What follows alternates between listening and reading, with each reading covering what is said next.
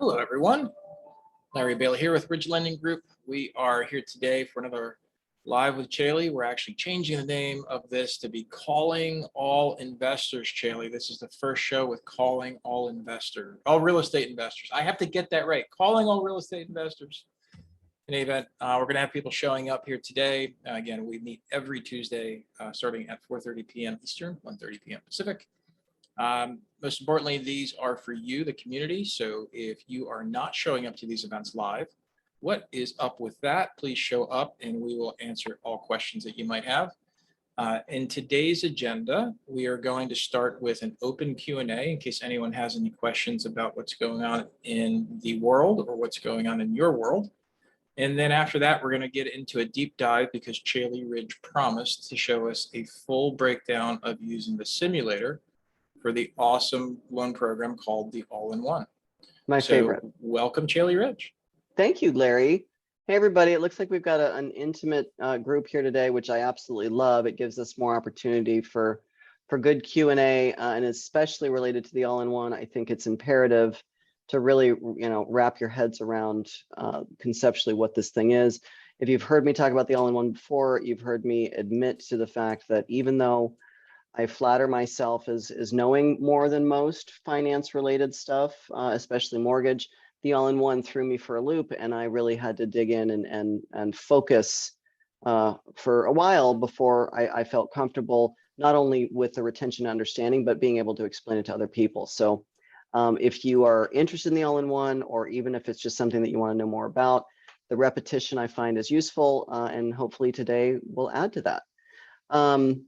Okay, so I think that what we're going to do, and this in particular really was valuable for me, is having a visual aid to connect with some of the things that we've already talked about verbally, or maybe you've read. Since there's only a few of us, can I ask how many people know baseline, just basics? Maybe raise your hands or ping in the chat of the All-in-One, just in what it's conceptually meant to do. Nancy, Gloria, how do you feel about the All-in-One? Have you heard me talk about that? Michelle, thank you. Okay. Wes, what do you think? Have you heard of the All-in-One? Has that been something that you've Gloria's response was sort of. Okay. And Wes Brown said, heard you talk about it, but can't remember specifics. Then what I'd like to do, guys, before then I bring on the simulator and we look at that together, let me just take a second and give you verbally what the All-in-One is.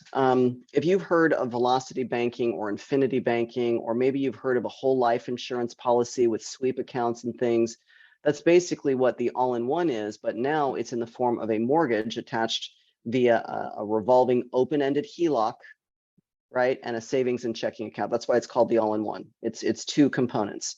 It's really three, I guess. It's your mortgage, first lien position. It's not a second lien HELOC, which is what we traditionally think of when we think of a HELOC.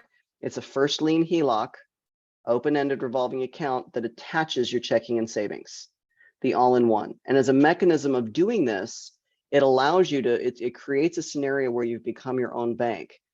Nothing changes about your income or your spending habits. You're simply taking it from the vehicle that your paychecks are in, your rental income is in, your child support, your alimony, your Social Security, whatever form of income you receive. You're not putting it over here in this standard checking savings. You're putting it here into a checking and savings that includes your mortgage, whereby driving down dollar for dollar the outstanding principal balance, saving a tremendous amount of interest over time. So there's two compounding effects at work with the All-in-One that save interest. The first is the daily balance, right? Because if you started at the first of the month with a $100,000 balance on this mortgage, but you put your $10,000 of income against that, and you left it in there for as many days of a 30-day billing cycle as possible, the interest that can accrue is now going to be based off of $90,000 versus the original starting 100,000. Okay, if you're doing this month in, month out, on and on and on, there's a compounding effect at work there that will save you interest. That's the compounding effect number one. The second thing is the residual income. It's a fancy way of saying your savings. Whatever you have left over at the end of the month, let's call it 10%, and I'll keep using my easy math example. of 10,000 a month, you have $1,000 left over. You're simply just going to leave it in here instead of in your savings account doing 0. And that compounding effect number 2, you're going to keep driving that principal balance down. The difference is that on the all-in-one or this open-ended revolving HELOC, whatever monies you've got in there are yours 24/7, just as they would be over at B of A or Chase or Wells Fargo, whatever. Nothing changes. You're simply taking from here and putting here and saving a tremendous amount of interest via those 2 compounding effects that I just went through. Now that in and of itself for the all-in-one, I think is hugely powerful, how much interest you can save with this particular loan product. But I think it's, in fairness, this is my opinion, I think it is secondary. Let's DND that. I think that is secondary to the real benefit of what this line of credit can do for real estate investors. I think that's where the real power of the all-in-one comes. And why don't I come back to that after we get through the simulator, okay? So I'm going to share my screen here and we're going to go through, hold on, gang. Haley, We're gonna, just while you're loading this up, do you think it might be helpful just to explain which kinds of properties or occupancies this would be good for? you bet. I think I'm on this screen. Yes, so the all-in-one can apply to your primary residence. It can apply to a second home. It can apply to a rental property. All 3 occupancy types are viable to secure the all-in-one loan for. A lot of times people will say, well, can I get it on one of each? You can only get one of each of those occupancies. So total per qualified individual could have up to 3 all-in-one mortgages. However, that might be counterintuitive to what the all-in-one is meant to do. Example, let's say that as the borrower makes $6,000 a month, okay, that's the depository income that individual has access to, and he or she were to get 3 all-in-ones. If we were to divvy up that 6,000 into 2,000 a piece, it may defeat the purpose and reduce its benefits significantly. The cool thing about what I'm about to show you guys is that, and you've heard me say this about from other perspectives, the math will tell us, right? There is a formula, a mathematical equation within the algorithm of this simulator that's going to tell us very clearly based on my input. And I'll run it a couple ways. I'll do it as just an average. I'll do it as what it would look like if for somebody that is not a good candidate for the all-in-one, and then maybe for somebody that this loan was absolutely built for, kind of thing. So we'll look at it from a few perspectives. But in other words, the results page is going to be very clear based on our input whether or not the all-in-one is a viable option for that individual in those circumstances. You guys can see my screen, right? Yeah. Okay. So you can get here, you can go to ridgelendinggroup.com. You're going to go here, all-in-one HELOC. It'll take you to this page and you're just going to say, start the simulator. And this is where you're going to start. Okay. So a couple things first. We are going to select at the end, we're going to do a new simulation, but at the end, when we get to the results, it's very easy input, guys. When we get to the results page, we're going to be able to save our work, and this is going to create a key code. So if you guys are going to follow along and do this for yourselves, at the end, I'll remind you to save your work, in which case that key code would be entered right here, and you can go back to everything that you've done and play around with it and make changes or whatever. For now, we're going to start anew. I'm going to compare to an existing loan. Okay, the choices between these two right here, if I were comparing to a new loan, that means that one way or another, I'm going to refinance the existing mortgage that I have now, or it's a purchase, right? I'm going to purchase this property using the all-in-one or a 30-year fixed. Okay, or I'm definitely refinancing this mortgage one way or another, and I'm deciding between the all-in-one and a 30-year fixed. If I'm going to compare to an existing, this says that I'm not going to refinance this loan unless potentially the all-in-one makes enough sense to do so. So what I want to do here, and the reason that I'm choosing this one is that a lot of times I'm hearing from clients, oh, I don't want to refinance this rental property, or I don't want to refinance my primary residence because I'm at 2% or 3% or whatever the rate is. Psychologically, that means something, and I understand it, but the math won't lie. And I think it's important for them to look at it from a few different perspectives. So we're going to go, and I'm just going to take the average conversations that I've been having these days. I'm going to go an existing loan. This individual does not intend to refinance unless potentially the results mandate it. We're going to do it on their primary residence as our example. The reason I'm putting primary in there is that generally speaking, and this is our typical rule of thumb, we want the all-in-one to be on the property that's going to give us the highest credit limit available overall. Okay, and the primary residence is generally the one that has the highest value, in which case will yield the highest line limit. The primary also allows for a higher loan to value at 80%, versus the non-owner occupied is 70 or 75, depending on if it's a cash out or a purchase. Okay, so all those things in, our value of our home is going to be 500,000. Okay, and at 80%, we know that the balance of my mortgage. No, I'm going to say that the balance of this person's mortgage is 325,000. Okay. However, keep in mind that if they were to do a refinance using the all-in-one, they would get a limit of 400,000.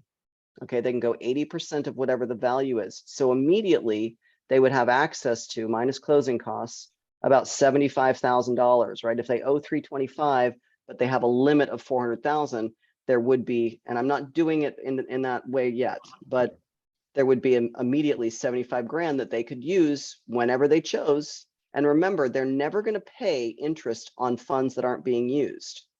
So if they only have an outstanding balance of 325, they're not going to be paying any interest. No interest accrual is going to come up or happen on whatever the difference is, the line limit, right? Unless they decide to pull from it and use it for something else. Okay, we're going to compare it to a 30-year fixed. And this borrower was able to get a rate of 3.5%. They got it 12 months ago. Okay, they got it last year when rates were great. The simulator tells us what the principal and interest payment would be based on 325 and 3.5. It's a year old. This is principal and interest. That math is correct. Okay, this individual is not making extra principal payments right now. What happens if I had a 30-year fixed mortgage of $1,461 a month, and I said I want to make extra, I'm making an extra $1,000 a month to my principal every month when I send in my mortgage payment. What happens to that $1,000? Gone. Persona non grata. You don't get access to it anymore. How do you get that money if you needed to, right? You needed to harvest equity, or all the money you put in there, something happened. How are you going to get any of that back? What's the only way possible to grab at that money? Come on, Nance.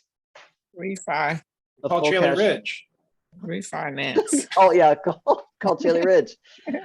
Exactly right. A full refinance. So whatever the brain damage is of going through the paces for that, the closing costs of that, et cetera, that's the only way that you're going to get back any of your equity or any of the principal that you've decided to make extra payments for. So more often than not, I'm going to say that this is zero. Most people know not to do that. And in our case, there's not going to be any second lien associated with this property. Okay, so we're going to hit next. So this individual deposits $10,000 a month, all in. Okay, I'm going to keep this super, super simple. I'm going to combine everything. You'll have the option in here if you want to make additional deposits, right? So if there are repeating deposits, you can add more here if you wanted to break it out a little bit. We're going to just do one lump sum. So this is inclusive for this example of all depository income, the paycheck, the gross rents before mortgage payments are made, because you'll have access to those gross rents before you have to make mortgage payments, right? All of it combined from all sources for this person's scenario is $10,000 a month. The frequency also, I'll mess around with this and maybe show you the differences. It will change slightly the simulation results. The more conservative is just the monthly, one deposit a month. So I'm going to do it that way. Additionally, if we had 5,000, 10,000, I don't know, whatever the amount of cash sitting around and checking a savings doing nothing, if we wanted to pull it from savings and throw it in here, we could do so and dictate, or let's say I know I'm going to get a bonus in December of $5,000. I get it every year. So what is that? In 3 months, let's say 4 months from now, I'm going to tell the simulator to put my 5,000 in there because I know that I'm going to get it like clockwork. I'm not going to do that. We're not going to do any of that here. We're keeping it conservative. But if you're going to play with this for your own use, you can go ahead and account for some of that. So you have the ability to repeat this if you have more income and you wanted to sub it out. And similarly with the one-time deposit, you can do it down here too. Okay, I promise we're almost there.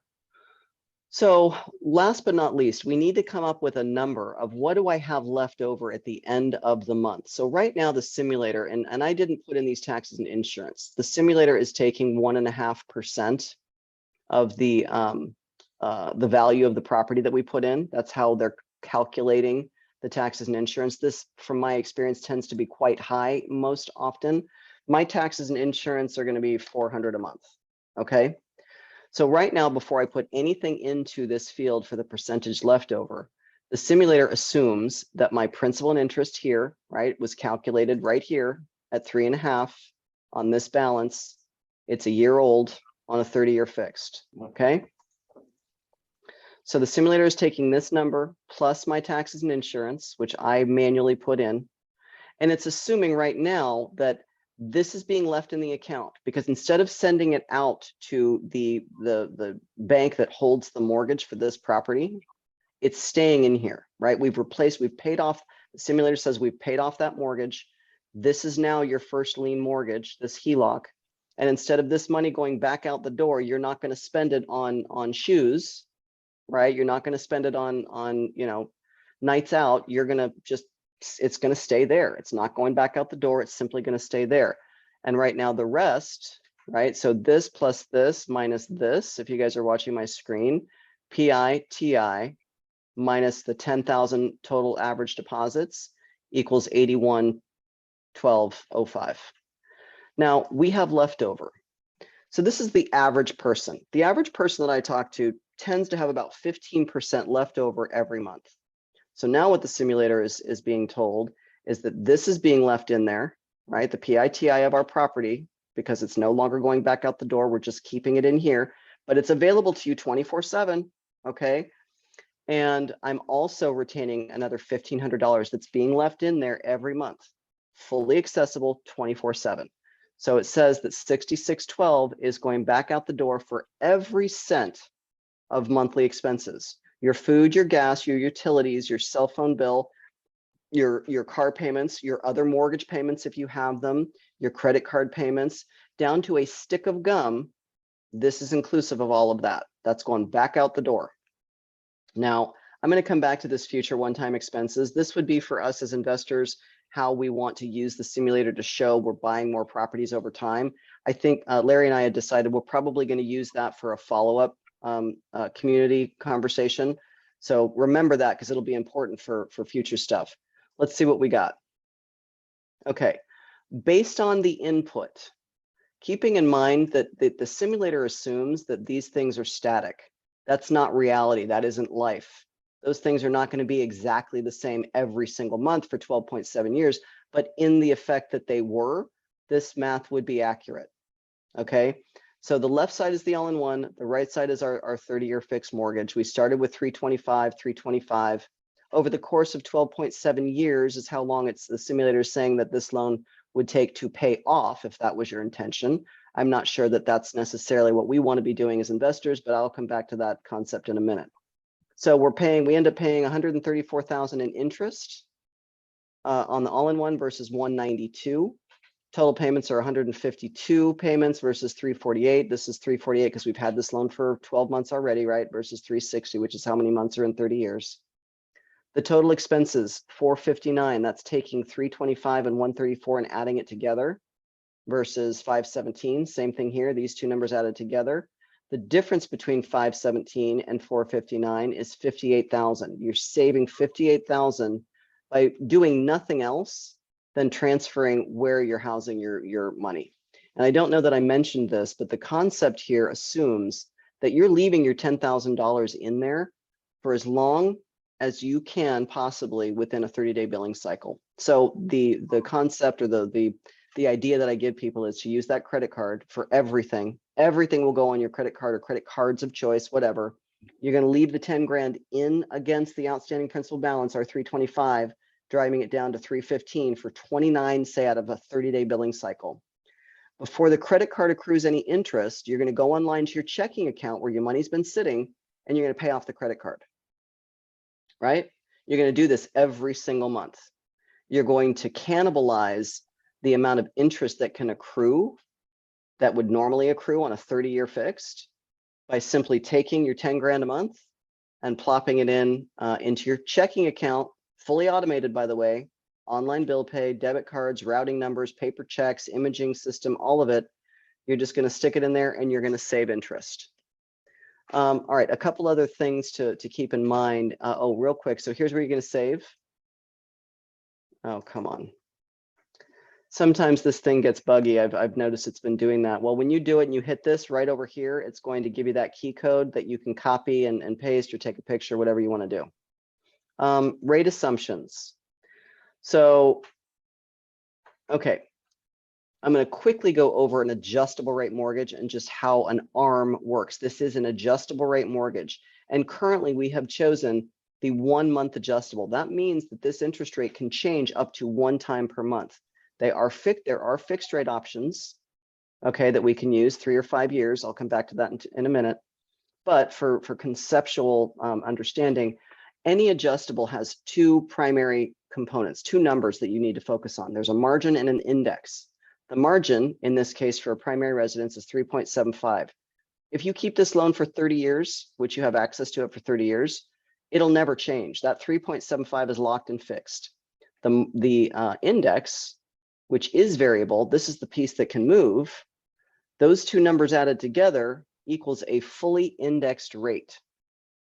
In our example, the fully indexed rate takes 2.93 plus 3.75, and it equals 6.68.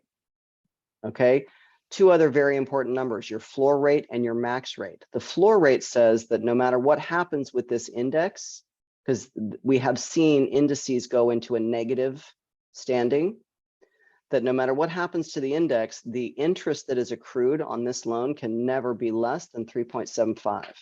The flip to that coin is the max rate, saying that over 30 years, no matter what happens to the index, your rate can never exceed, well, it's 6% over the initial fully indexed rate. So if you were closing this loan today, and this was the initial fully indexed rate plus 6%, that's how we get the 12.68. This would be the life cap over 30 years that the interest accrual could never, ever exceed, no matter how high this number went. Now, the reason that this is important, you guys, is, and I would encourage you all that are listening to do a Google search. The index used on this product is the 1-year CMT. This is the Treasury. It used to be the LIBOR, London Interbank Offered Rate, but because of Brexit, that is no longer, they phased that out. So do a Google search, dear Google 1-year CMT, and I would encourage you to go back, 25 years. Now the data is there. You could look at this index every single month for the last 25 years, and what it'll show you, or what I wanted to illustrate for you, is how often did it move and by how much, okay, to get you more comfortable within the adjustable part of this loan. Because I know that for a lot of people, when they hear adjustable, they shut down, they don't want to discuss it, they don't want to look at it. And as far as I'm concerned, without being dismissive of their feelings, which that's definitely not the case, it's short-sighted. They don't have the facts, okay? And I just want to be able to provide you with enough information so you're making an informed decision. I have always been a big fan of an adjustable rate mortgage in a viable environment. We've been on an inverted yield. Maybe you've heard me talk about this. Adjustable rate mortgages for the last 12 years since the 08-09 crash have been priced higher. An ARM has a higher interest rate than a fixed. Why would you ever get an adjustable rate mortgage? If it were a lower rate, right? That would be the only way to consider it ever.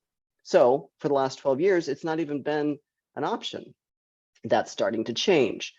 Okay, I'll get off my soapbox about adjustable rate mortgages. So go back and look at the index, look at those values, just check and see how it changes, how often and by how much, etc. For our purposes, what I want to make sure that you guys understand is that the simulator is taking this number, 5.877, is what is used for these numbers here. And the reason for that is it's taking a 25-year historical rate average. It's gone back for us and it's taken this index over the last 25 years and averaged it and added it to this 3.75. So we could figure out what that is real quick.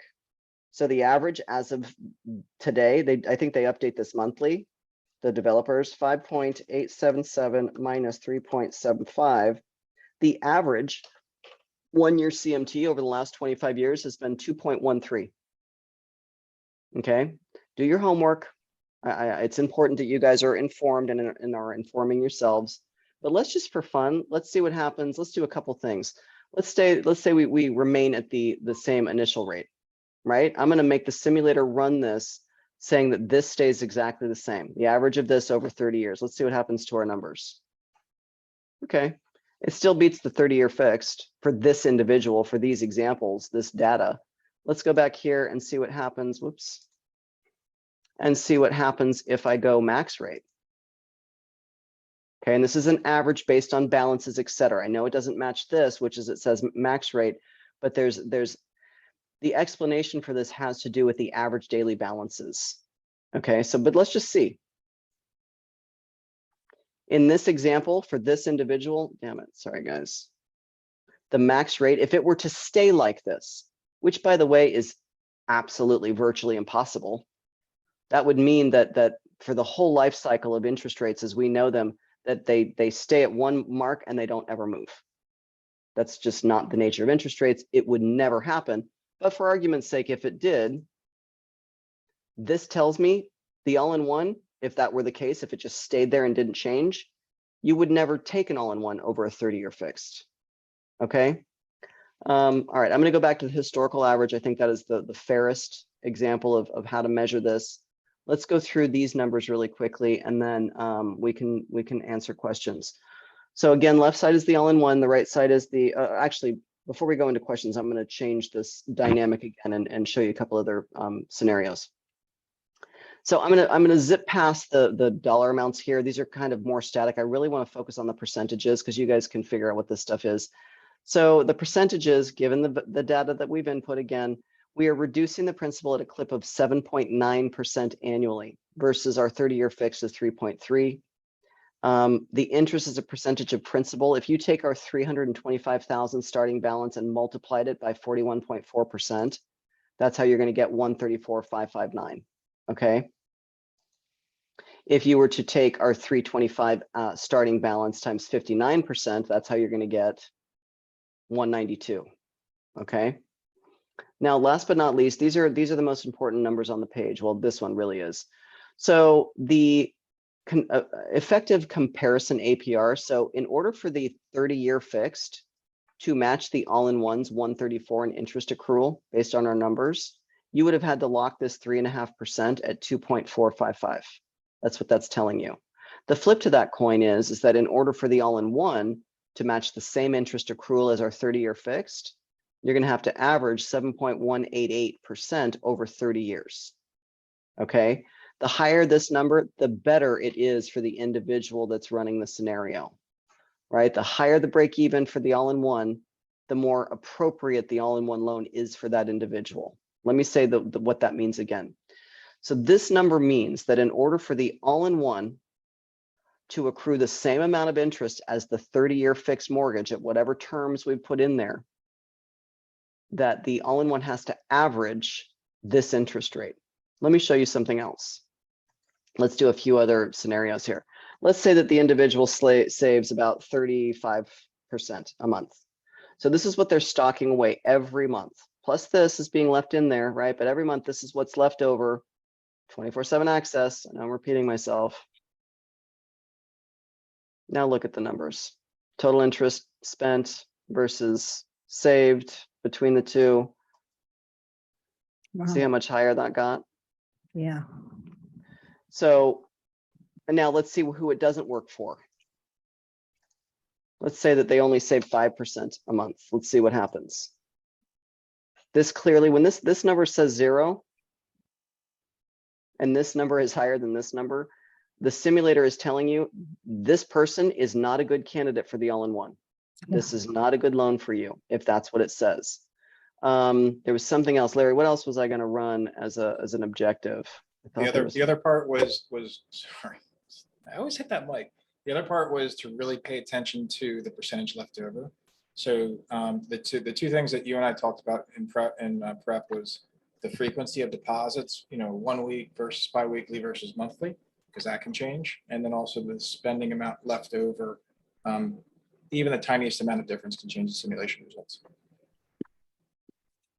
Okay, so what I did, you guys, is I went ahead and took my 10,000 and I did 5,000 biweekly. I mean, just the vague difference of that. And I'll keep the 50, I think I started at 15%, didn't I? I think so. Whatever. Okay. Yeah, I don't remember exactly what those numbers were, but this way is a little bit better. Yeah, Right, it was and that's about why- $4,000 better in 0.7 years. Yeah, so not a huge difference, but the reason that I do it this way and I just keep it like this is that I always want to make the simulator, because who gets paid once a month and that's it? Not me. That's not how, actually, that's not true. I think that's how I do get paid. But most people don't just get one check every month, right? They're getting checks from their rents, and they're getting from this source and that source, and their rent checks, if they've got multiple properties, are coming in from, you know, different places at different times of the month. So that's going to be different. The simulator and what we've done here is as conservative as I can make the all-in-one look against a 30-year fixed. Now let's do something else really quickly. Okay, let's purchase a new investment property. Right now, we're comparing to an existing mortgage on their primary residence. Now, I want to buy a new investment property, which we can do on the all-in-one. And let's just keep the purchase price is 350,000, and the max LTV on an investment property is on a purchase is 75%. And I can't do mental math, as you probably all know, 262,500. So 75% LTV. The interest rate for a 30-year fixed right now at 75%, well, let's be nice. It's higher, but I'm gonna go 6.5. Let's just use 6.5. This is grayed out because it no longer exists. It's not an age in months, it's a new loan, right? The simulator did the math for us. That's our principal and interest. Our deposits are the same. Everything here is gonna be the same. Taxes and insurance I'm estimating, but let's see what happens. Jeez. Wow.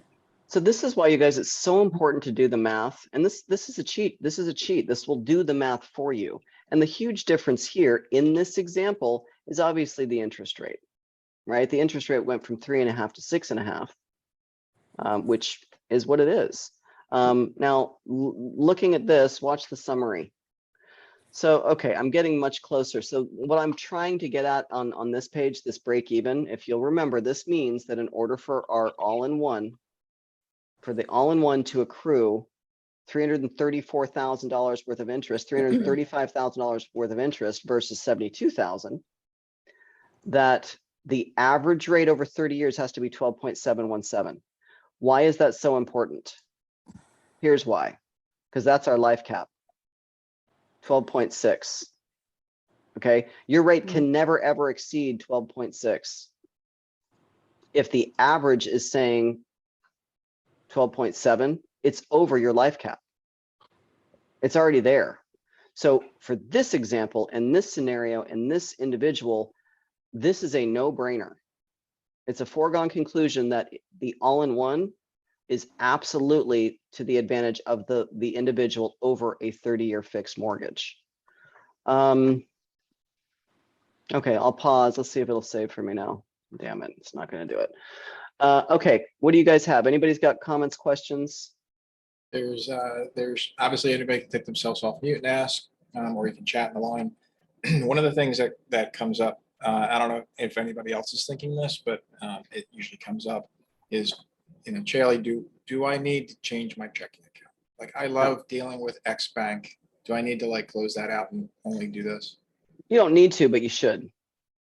And if you love dealing with your Wells Fargo, I would argue that there's going to be zero difference in what access you get with that account versus this account. Nothing will change. Everything that you have over here is going to be exactly the same within the all-in-one. This is housed by an FDIC insured bank. The two that carry this are North Point and Merchants. Okay, so nothing changes at all. All the same automation, all the same everything. There is a $60 annual charge for the banking features. I don't know what you know, I don't even know what checking accounts cost anymore. Do they have monthly fees anymore? I don't know. Usually not for direct deposits. Something. Yeah. Okay.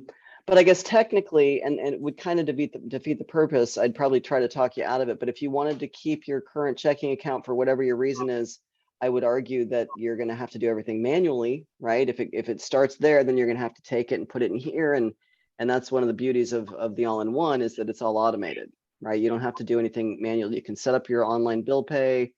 You can direct deposit, you know, why would you create more work for yourself? What other questions do we get all the time? I have a question if you, Go ahead, Nancy. Yes. Hi, Nancy. and I think you made a point and I didn't follow it through to its conclusion, but you made the point that many of us have income coming in at different times of the month, you know, and some right at the beginning, some in the middle, and some toward the end. And I don't think that gives us the ideal result for an all-in-one based on what I'm seeing the model. Because you're saying someone gets their $10,000 monthly income all at the first of the month and they slap it in their bank account and it earns all this. But in reality, you're getting a little bit in, and then you're getting a little more of it in, and then you're sending stuff out to pay bills. And so I'm not sure actually how this adds up for people who have, you know, income from a diverse number of places. It's a very good question, and logistically, I can see how that would be confusing. So the first month, you're right, it's not going to be optimal because it's all kind of cycling through. But the preceding months, it'll all be left in there because remember, you're not taking any of your depository income throughout that 30-day billing cycle and sending it out for paying bills. You're letting it all sit in there. So once it has that first month cycle where you're putting it all in, it'll ride out just as it's intended to here. You're going to be using a credit card to pay all those expenses. Right? You're not going to be taking your depository income once it's set in there. So that full 30-day cycle, that one first month that it's taking to all kind of line up, and then it'll just work like clockwork, just like this would. But let's just do it as an example. Let's say, Nancy, I can plug in any numbers that you want me to if you've got a scenario, or I can just make some stuff up if you want. Well, I mean, part of the thing with me is that my income varies, you know, tenants move out. It takes a while for it to start generating again. I need a repair, and that, you know, it's not as cut and dried as this. Okay. Remember, these are averages, but so let's take well, you and I can maybe do this offline too and really kind of dig into it a little bit. But let's say that this $10,000 a month is derived from 4 different sources. Okay. I've got 3 rentals that come in throughout the month differently. And I've got my W-2, which is about $4,000 a month. And I get this paid bi-weekly. Okay, so I have another $6,000 a month that I need to throw in here. So this one is going to be 2,000 gross rents.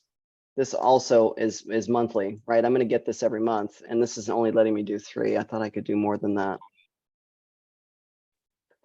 Maybe it'll open up when I put this in there. Yeah. Yeah.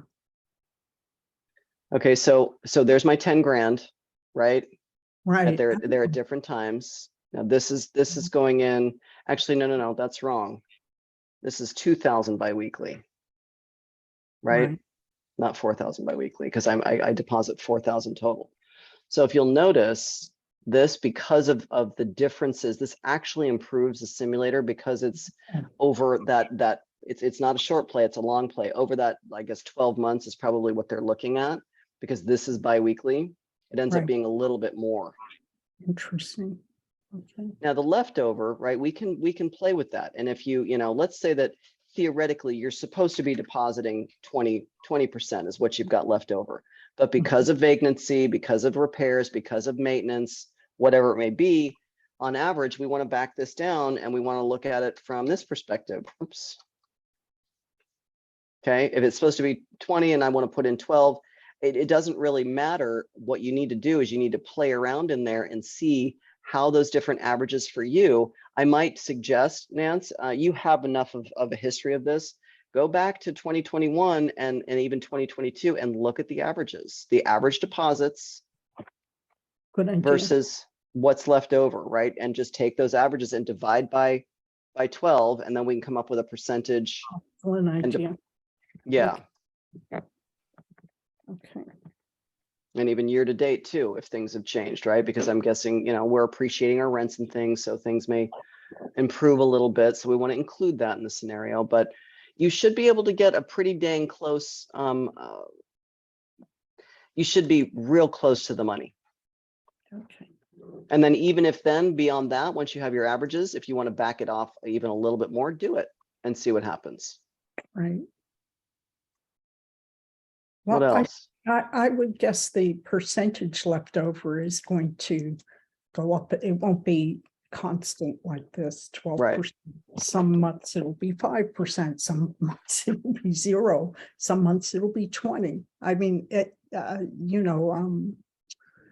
so that's what makes a simulator like this. You have challenges that I don't think you can capture with this. Well, maybe not, except remember within all of this, these are averages anyway. Yeah, true. Okay. Right? They're taking averages. You know, it's not going to be to the penny, but it's going to be, it should be based on the values that we're putting in. It should be dang close. The other thing I want to show you guys too, and maybe we will save this for another call, another event, live event. Within the, here, let me tell you how I got this. So if you're in the results page, pay down summary, view pay down table, all in one 30-year fixed, you'll be able to see based on the values that we have in here at any given month, how much equity has built and what you have access to by simply getting online and making a transfer or whatever. As an example, let's say on month 15, on average, I've got $30,000 that I could go back and buy another piece of property for. I found a property in Ohio for 110 grand, whatever. I want to buy that property on month 15, or I'm accounting for, this is my average price point, and in about 15 months, I want to buy another property. The simulator will allow us to do that here. Okay, now keep in mind, if we decide to do that, it's very, very important that if we're pulling from the equity for the purpose of investing in something, and that investment returns or has a monthly return, you got to put it in here. Okay, don't pull out the money without, unless it's for something else. If it's for a vacation or college tuition or whatever, fine. But if you're going to pull out here and grab at the equity that has earned over time and stipulate the month in which you're going to do it, make sure that you put in what it's going to yield monthly, not one time, but monthly. They only let us do this 4 times, so you may have to combine something here. But to make sure you do that and see what happens to the results. Okay. Anything else, you guys, about the all-in-one in general that just doesn't compute? Is it otherwise fairly clear in what it's doing and what's happening and why you're saving the interest that you're saving? I'm going to give you one more example. This one worked. This actually helped me a little bit. So if you have a 15-year and a 30-year fixed mortgage, okay, these are both fixed mortgages, but the 15-year and the 30-year, both of them have balances of starting 400 grand. Okay, I locked my 30-year at 4% and I locked my 15-year at 7%. Immediately, even me, when I first heard this, immediately, instinctually, I went to the 30-year at 4%. Yeah, I'm going to take a 4% interest rate, right? Well, the math, the amortization, right, which is absolute, you end up paying $40,000 more in interest on a 4% 30-year fixed than a 7% 15-year fixed. Why? Because the repayment time is half. Similarly here, the repayment time is so much less because we are not allowing it to accrue the interest that it takes in 30 years over here. Maybe that helps.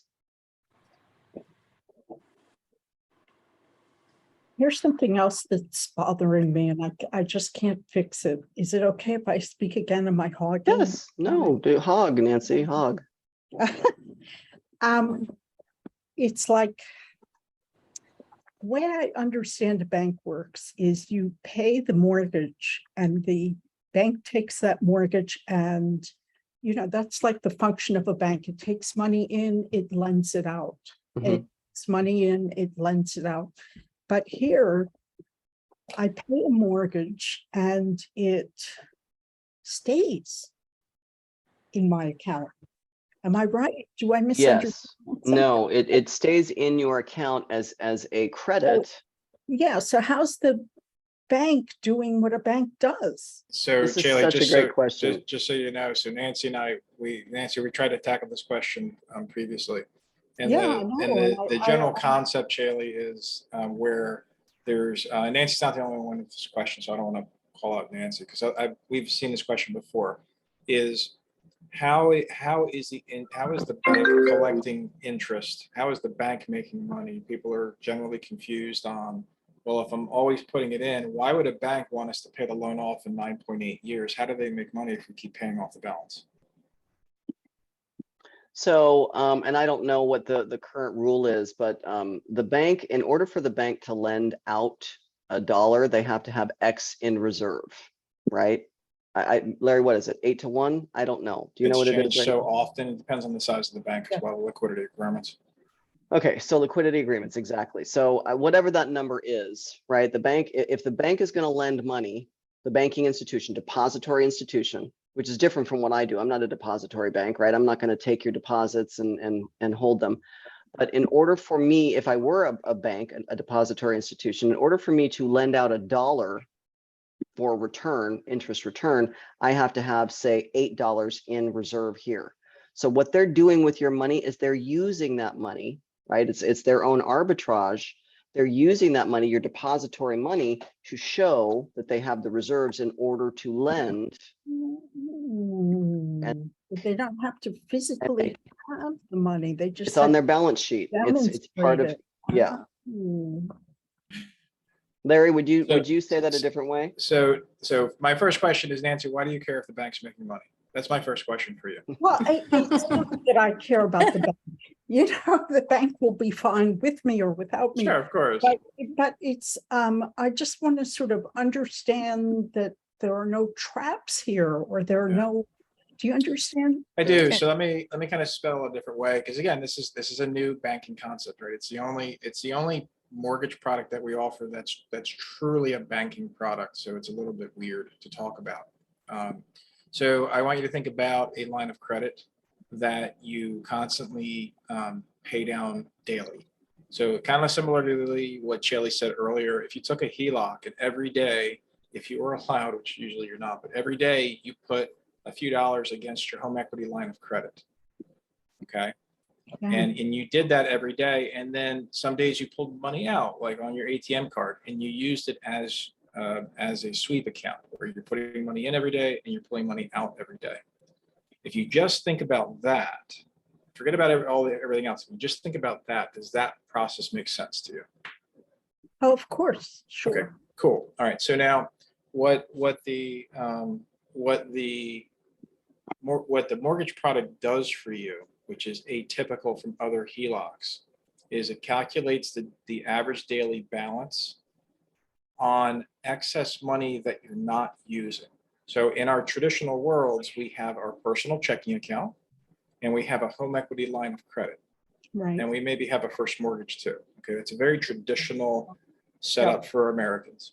Mhm. So rather than have 3 different objects on our desk, one checking account, one first mortgage, and one home equity line of credit, ergo the name, we combine them all into one.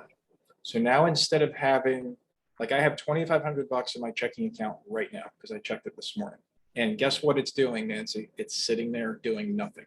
Doing nothing, right. And guess what it's also, guess what it's not doing is it's not allowing me to not pay 3.25% on my fixed rate mortgage, right? Because it's in my checking account. Make sense? Yeah. Wow. So- It sounds too good to be true. I keep, Yeah, yeah. and so you know what I think the lesson here is this loan isn't for everyone, and we're you know Jaylee and I we just talk about it because it does come up. It is a fascinating product, and for those people that it fits, it's a wonderful thing. And I shared on previous calls. This doesn't work for me because I can't get enough of a line of credit out. Yeah. It just doesn't work for me. And I love my wife. We've married 30 years. She won't leave PNC Bank. She just won't. Like I've tried. Trust me, I've tried, and it's not worth. It's not Happy worth wife. anything. Happy Happy wife. wife. So for me, it's not a fit. No matter what Chaley shows me on the simulator, doesn't matter. It just doesn't matter. So I think I think Nancy, for you, you know, because you've been hacking at this thing, and I know you're trying to understand it, and I'm right there with you. But I think for you know, for the call and for the benefit of you know, having everybody understand, you know, I think as Chaley said, what did it take you 50 times, Chaley? I think you said in the past What? to learn to understand all in Yeah. one. Like Oh, you had yeah. to hear it 50 times. Absolutely. So Michelle had a question. Got her hand up. Being very patient. Well, I do have a few questions, but I also want to start with a comment for Nancy. I remember, well, I paid into a program about almost 10 years ago that had this same concept. And it took me a little while to kind of see it because I thought it was too good to be true as well.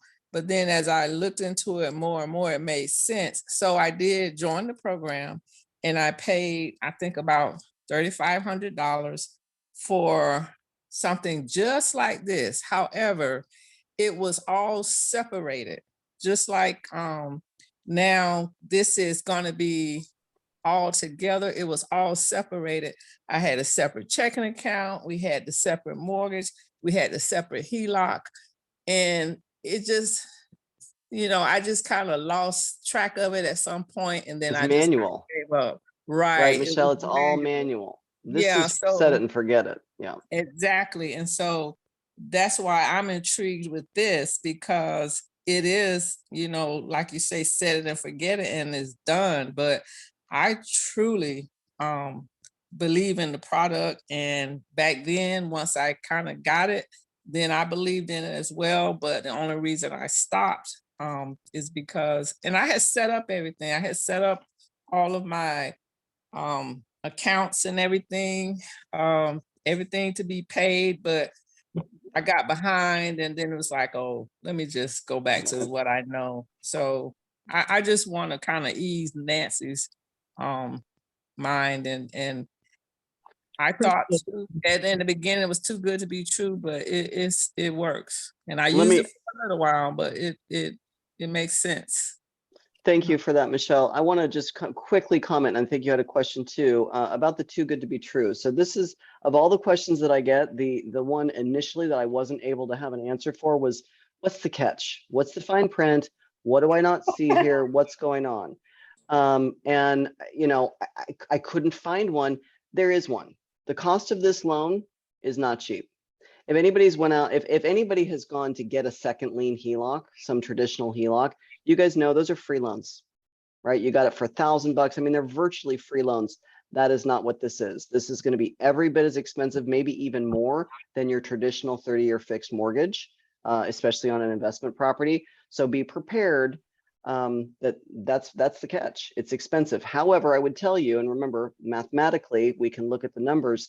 More often than not, if this is the right fit, the right product for you, the saved interest in the first 6 to 12 months generally will cover those upfront costs. On a refinance, we roll it in, right? It's not realized, it's part of the new mortgage, but keep that in mind. If there is a catch, it's that. This is not a cheap loan.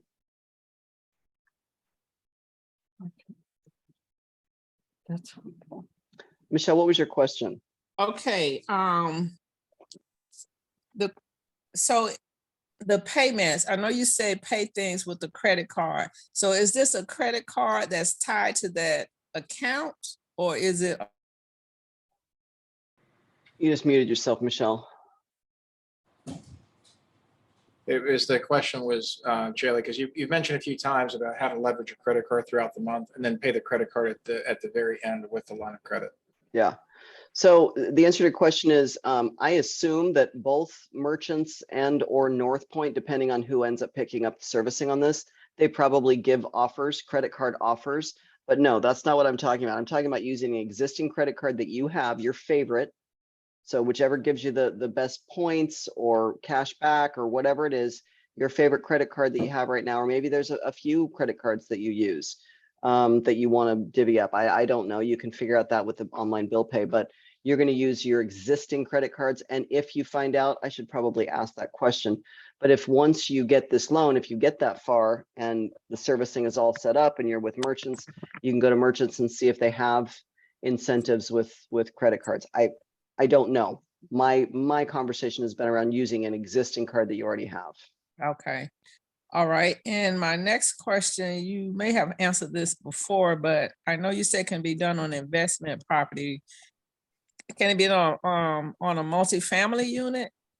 Or Yep. does it matter? Up to 4 Okay. units, yeah. And the nice thing about the all-in-one is that we don't get hit for LTV or leverage when we move into the 2 to 4 unit. Like if we talk about Fannie Freddie, they cap the loan to values at 5% under what a single family will allow versus the all-in-one, it's all the same bucket, right? So whatever it is, it's 70% on a cash out refi, regardless of units up to 4, right? 5 and above is commercial and that wouldn't apply.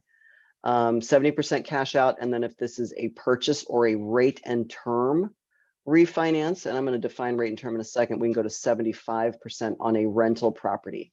The primary residence goes to 80% across the board, regardless of the transaction type.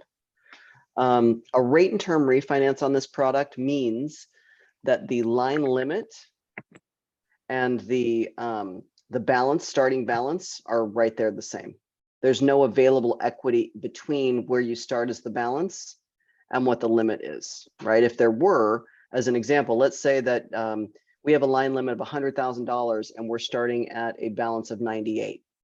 That would be a rate and term. There's really no spread. I think it's $2,000 max. But if we started with a $100,000 limit and a $50,000 balance, right? You don't have to pull that cash at closing. You can take it later or whatever, if it worked. Actually, that doesn't work because we have a minimum draw of 100,000, but just ignore me. I'm doing easy math. If there's a spread over $2,000 between what we're starting with as a balance and what the limit is, that's a cash out. And those are the differences. 70% cash out, 75% rate and term. Okay, thank you. And last question. So if the lender approves you for this mortgage and then they turn around and they sell the mortgage, will you still have this all-in-one product? Yes, so if it's being secured via the all-in-one, the investor that they're going to be selling it to, there's only 2, right? And it would automatically go to one of those 2. Okay. Yeah, if it closes as an all-in-one, it will absolutely, yes. It'll trade hands as an all-in-one. They can't change the terms of the loan just because they're going to sell the paper. Okay, gotcha. Okay, that was it. Thank you. You're welcome. No problem, Michelle. Thank you, Michelle. And I know Gloria, we'll make this the last question because I'm pretty sure everyone's tired of talking about this stuff right now.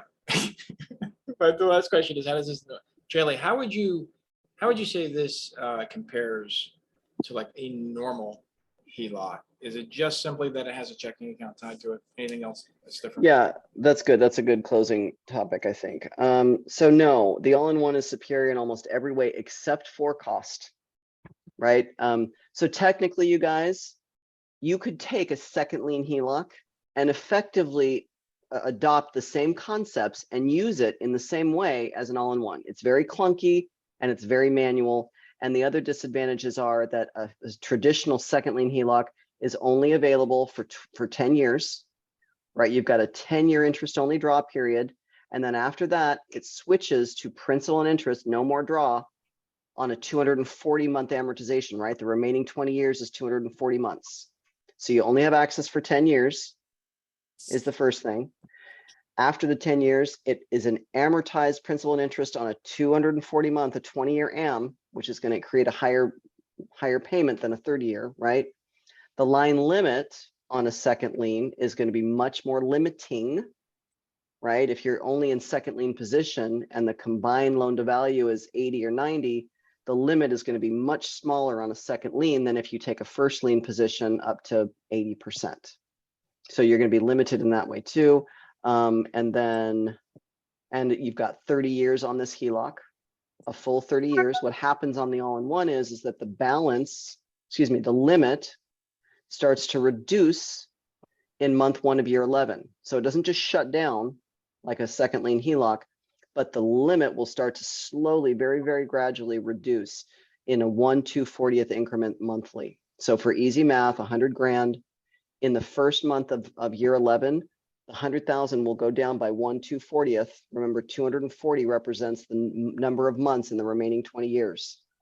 Okay, so 100,000 is where you start. In the first month of year 11, it's going to be 99,760. $240, because I'm using 100 grand as easy math. $240 off 100,000 is now 99,760. That's your limit now, because your balance can never exceed the limit. That's how that repayment slowly, very gradually starts working. Okay, so much larger line limit, access for 30 years, all the same banking features as your checking and savings, versus the second lien HELOC does not have the automation. Everything is going to be manual. So for those reasons, interest rates, you know what, here's one more. Life caps on a second lien HELOC are usually about 18%, right? So the risk of the variable rates going higher than otherwise on a second lien probably is less attractive as well, versus our 12-ish, 13% as it is with the all-in-one today. Manual. Yeah, the only benefit that the second lien HELOC has over the 30-year all-in-one is the cost. That's it. Okay, thank you. You're Thank you very welcome. much for the question. My pleasure. I think it's been a ton of information. I know you've actually done one of these explanations 90 minutes. We're not going to make you do that, Shirley. I'm not going to make you do that. But good news is we can go in. So I would say, first of all, if anybody wants to know, so for Glory, if you want to understand the overall cost, I'd ask you to get a hold of your dedicated lending specialist at Ridge Lending Group. Anybody watching this, if you have your scenario results and you want to go through them with Chaley or one of the DLS agents, dedicated lending specialist agents at Ridge Lending, grab that code and we can go through it together, get a phone call and get you set up on that as soon as it's convenient for you, and see what the next steps are. For everybody else. And, you know, again, we talk about this a lot because we get a lot of questions on it. Keep in mind that Ridge Lending Group is a ton of other lending products. So if you need anything, that you have any questions, even if it's for the standard Fannie Freddie stuff, and making sure you take advantage of 10 golden tickets for you and your partner before you even start worrying about some of these other more exotic products, that's also available. Chaley, thanks as always for guiding us through these topics. I know everyone really appreciates it. My pleasure, you guys. Thanks for being here with us. I love seeing you guys every week. Next week, I don't know what our topic is, but I promise we'll take a pause from all-in-one, and I think we'll dig into something else, maybe something more timely and of. I think we need to see everybody's s'mores recipes. Tomorrow's National S'mores Day, so we need to go over s'mores recipes. Maybe we're gonna go in. We'll talk about it offline. Thanks, you guys, for being here. Thank you. Thanks, See you everybody. guys. Have a great rest See of your ya. day. Bye-bye. Okay, bye.